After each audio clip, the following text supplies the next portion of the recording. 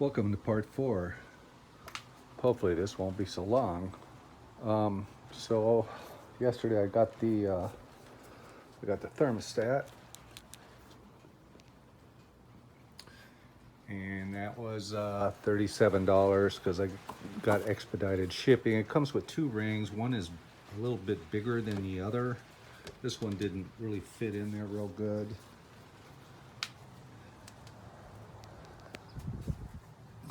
This one seems like it fits. This thing, I cleaned it up with some emery cloth and a wire wheel just because it had some corrosion on it. See the oil inside there?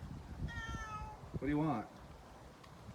Okay, I put some penetrating oil in there for that bolt right there, and that bolt is for burping it. Once you get the coolant in there and stuff and you run it, air will be trapped in the system, and this relieves the air out of the system. You don't want any air in there. Okay, it's on, good and tight. While you have the engine like this, might as well take off the air cleaner and inspect stuff. And what I want to inspect right now is this fuel pressure regulator. It's right here to see if it has a bad diaphragm in it. I don't think it does. Just because he has a weird starting issue, it starts, but you've got to turn the key a couple times. I had that issue before. We replaced the fuel accumulator, but that issue was more of a warm start problem. You would drive it, park it, come back out 10 minutes later, and it would crank and finally start like it's flooded. And that cured that problem. But sometimes when these diaphragms right here, there's the fuel pressure regulator, godly expensive. The diaphragms will rip, and then they put on this hose. It's black here, and then it's right here, and that goes. This part goes into the air cleaner right there, and that's in case the diaphragm rips. It will allow fuel to go through here, and I guess it goes through the air cleaner and gets burned or sucked into the manifold. But it's good. When they're bad, you'll see that there'll be fuel in that hose. But that happened to my SL when I went to buy it. I started it, I was a 90-year-old man, and I said, "Can I take it for a drive?" He goes, "Sure, here are the keys." And I started up and backed it out of his garage, and I smelled fuel, and I lifted the hood, and there was just a puddle of fuel on the V8 engine. Puddle of fuel. I said, "Well, at least it starts and moves forward and backwards, but I'm not going to drive it down the street like that." I bought it anyways. I had it flatbedded, but yeah, the fuel pressure regulator had gasoline inside that tube. I think I got a used one from a buddy on Benz World. I think it was $150, $60. It's still good. Anyways, other than that, you've got your EHA valve here. I want to check to see if there's any leaks on it. It's a new one. It's, I think, less than 6 months old. I don't know if we can see it. I don't see any. Let's see, it's hard to get the camera in there. Where's the mirror? Where is that mirror? Yeah, it looks pretty clean. You can run your finger along here and see it's clean. If you run your finger on it, along the bottom there, and it comes out and it's all kind of greasy, fuely type stuff, it means yours is gonna go out eventually. It's got a diaphragm in it with two oblong gaskets, rubber gaskets, and the fuel gets past the gasket eventually. Then it starts leaking. There's two O-rings where these two screws that hold it on. There's two rubber, I think they're green O-rings. Those can split, but rarely, you know, but the ones on the inside can, and it starts seeping, and then it starts dripping, and you'll smell it in the compartment. Strong smell of fuel, and you open the hood and put your nose right over like that, and it only does it when it's running. So when it's off like this, you know, you're not going to see any dripping, you know. So you check it when it's running and smell it, and you know, do that. And this was, God, was it $259 or $359? I forget. But it was expensive. It makes the car run a lot better. Restore power in a car that doesn't run real good. Other than that, I'm glad to see that I don't have to deal with that, and I don't have to deal with that. That's about it. That's about it. Got one last thing. When I get the radiator in and I put coolant in it, start it up, there's going to be no coolant inside the water jacket. I don't really like that. So I'm going to, I got to research it, but there's a plug right here, and a plug right here, and a plug right here. I think it's this one here. You undo it, and then you can add coolant or your water through one of these. I gotta go refresh my memory, but that way, put a funnel there, put some, you know, fill the block with maybe the distilled water, and button it up. That way at least there'll be something in there. The system's not going to go through a shock. I don't know, it's just my thinking, maybe I'm wrong, but I know that the thermostat will be closed when it's cold, and it's got to get up to, you know, almost, you know, 200 degrees before it opens up, and then there's going to be a rush of, you know, coolant. Anyways, that's it. Don't forget, clean your condenser.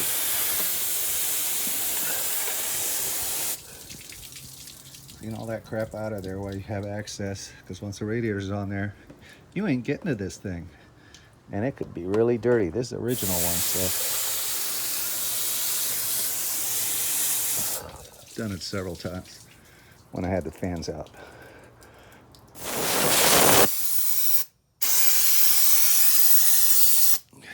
Yeah, don't forget to blow it out with a air compressor while waiting on parts, especially something like this.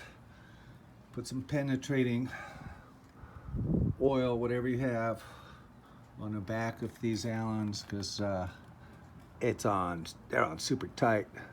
Super tight, I'm afraid I could crack something, so I got front and back. Some penetrating fluid, and it'll make things better for them. Well, I got something in the mail. Fragile. It must be from Italy. It's the new radiator. Came from Fort Worth, Texas.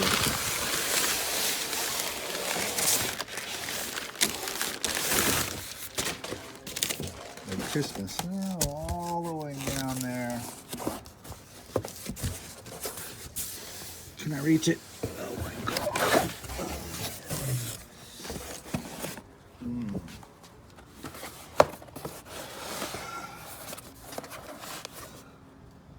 How do you pronounce that? Mahal?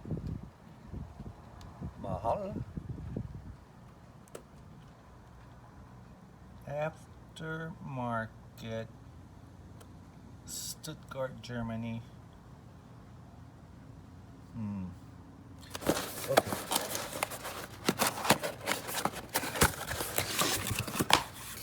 Let's hope it matches up. Wow. Bear. I don't see anything that says China, do you?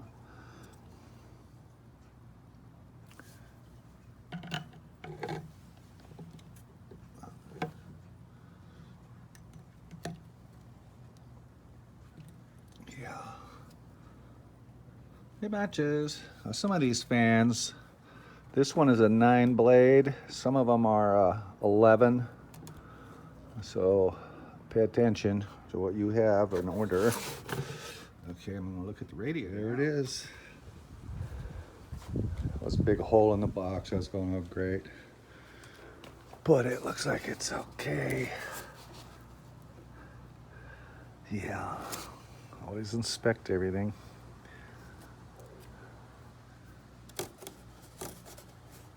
Cool.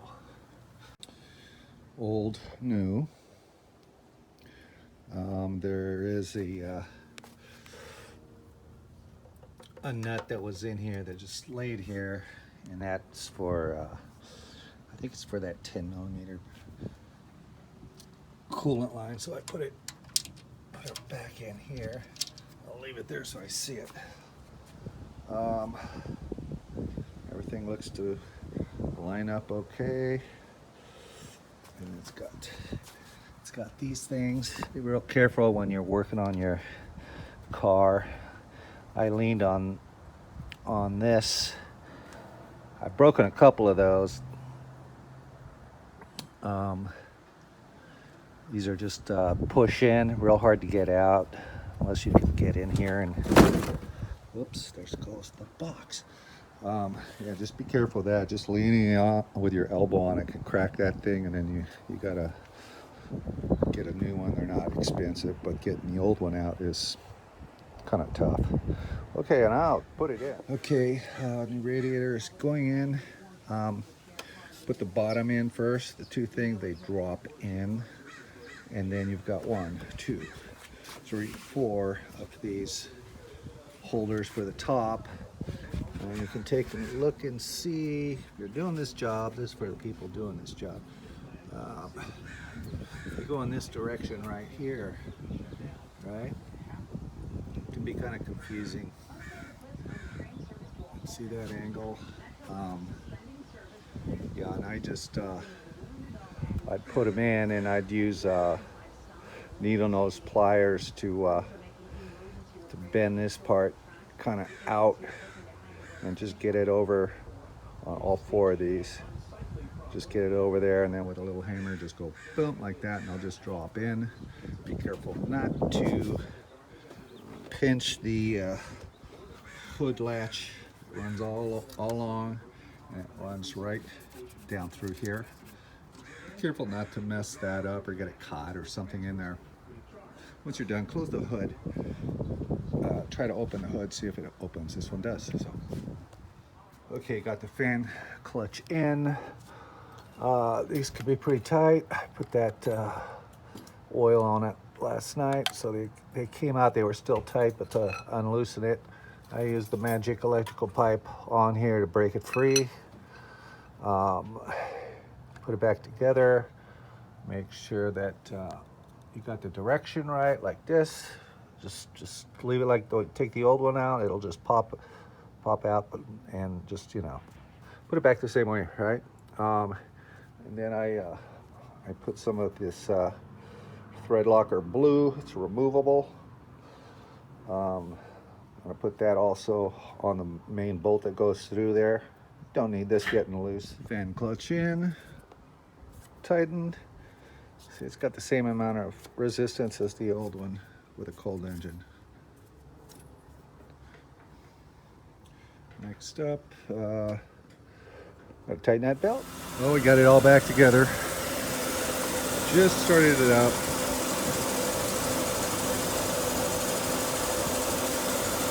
Seems to be doing okay. This is the fill hole right here for the water to fill the block. Takes 2.5 gallons I'm at about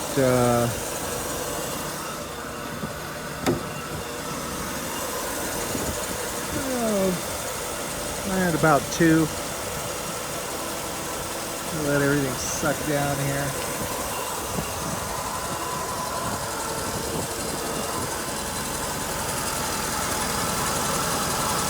Yeah, water's level all the way up to here.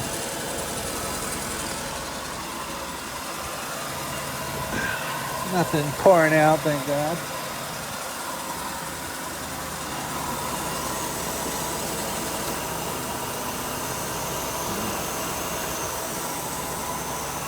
So yeah, I'm just gonna warm it up and test it. Probably do some more work on it tomorrow. Just burping the system, basically.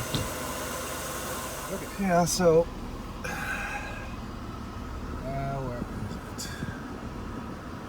So I've got it. Drove it around, you know. Got it idling here with the AC on.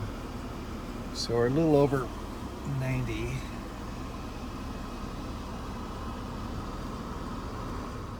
Okay, so I'm gonna bleed the air out of the system. I have this plug off of here. I'm gonna pour some coolant down through the reservoir. A little bit of water in here. What is in there?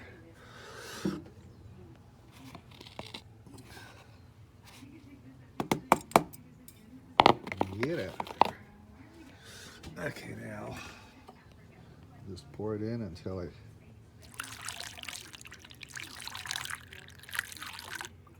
see it coming out of there. Okay, let's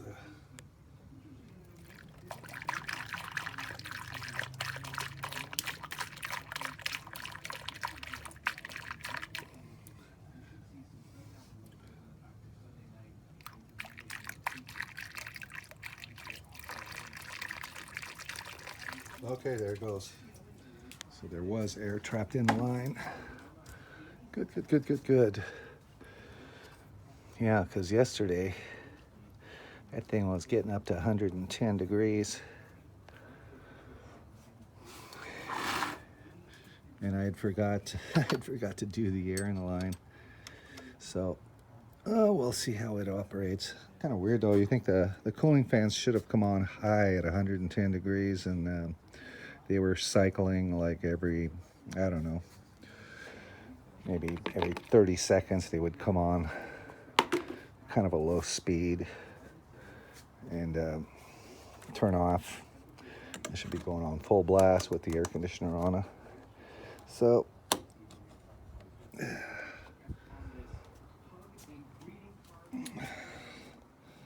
now I'm just going to start it up, let it heat up. So far so good, got the AC going.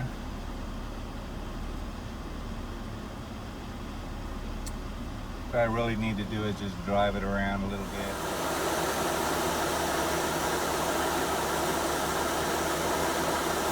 So I'm pretty sure that, I think that's low speed, I don't know. See, they turn on for 5-6 seconds and turn off. Okay, so I've been driving it around a little bit. It's later this afternoon. It's about 83 degrees outside. AC on.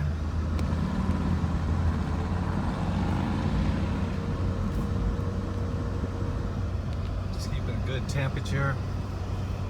About 85.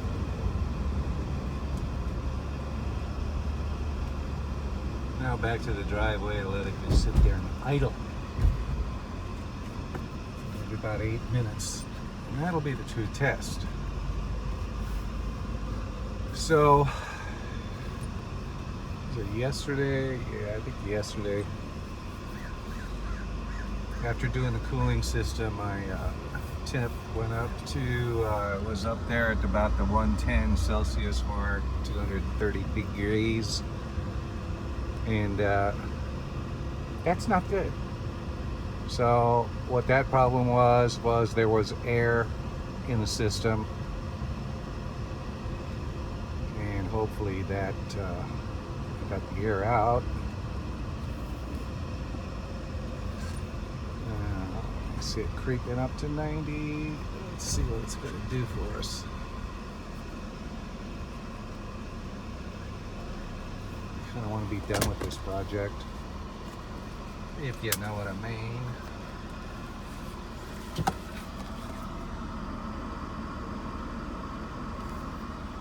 Yeah. Garage door.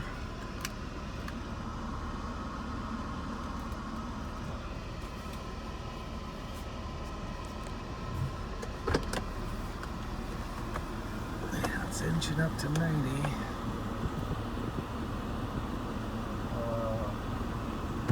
think I can hear the cooling fans on. Let's put the AC on high.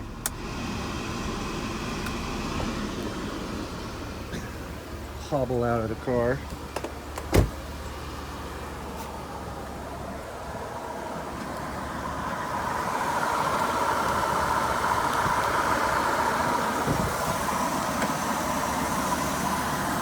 Fans are not on yet. You hear the AC pump going.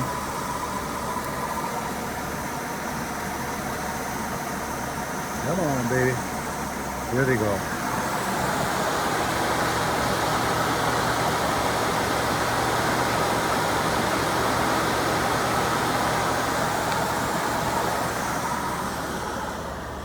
They're staying on.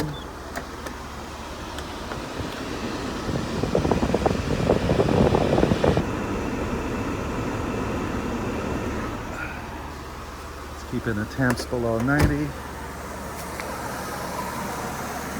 they're off, so I guess they just cycle on and off. I think when it hits about a 105, they go on and stay running until the temp comes down.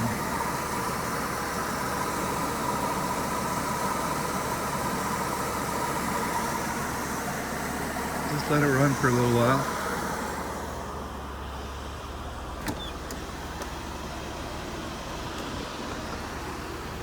It's too noisy. Let's test that new fan clutch.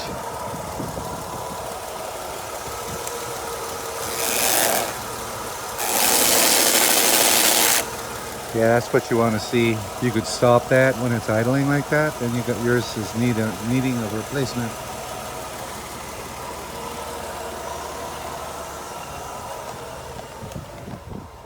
So it's probably been about, maybe about 4 minutes.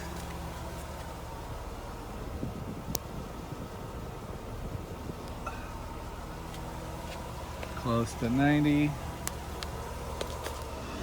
was going up to about halfway.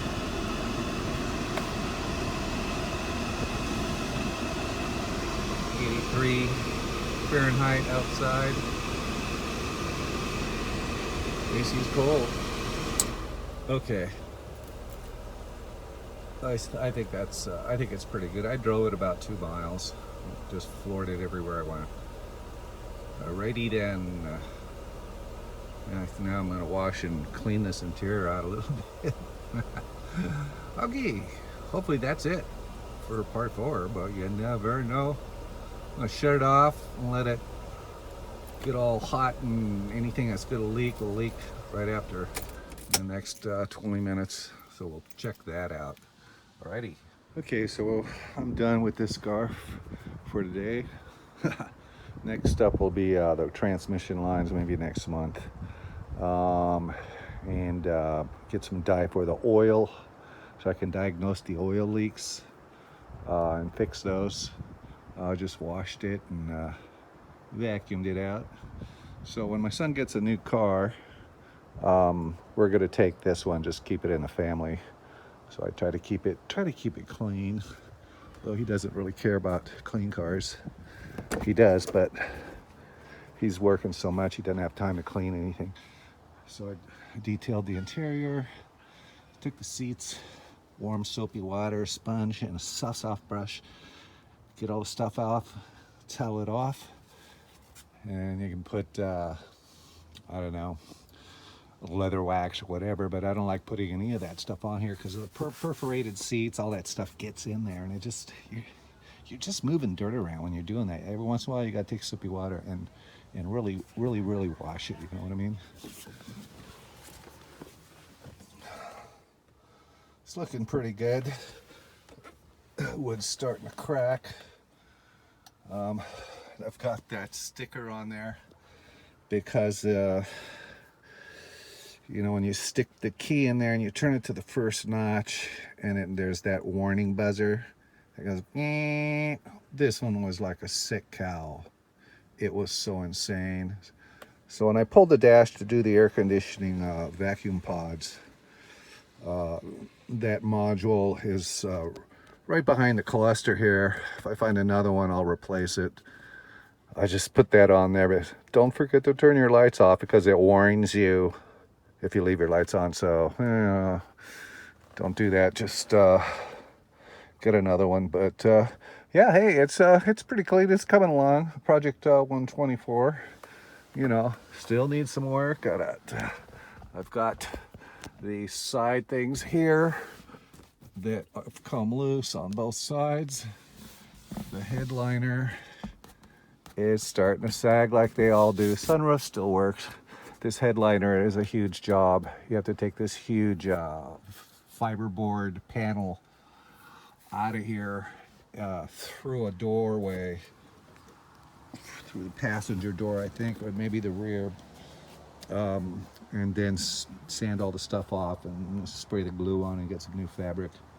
And we'll do that. But for now, yeah, it's not too bad of a car for being 29 years old.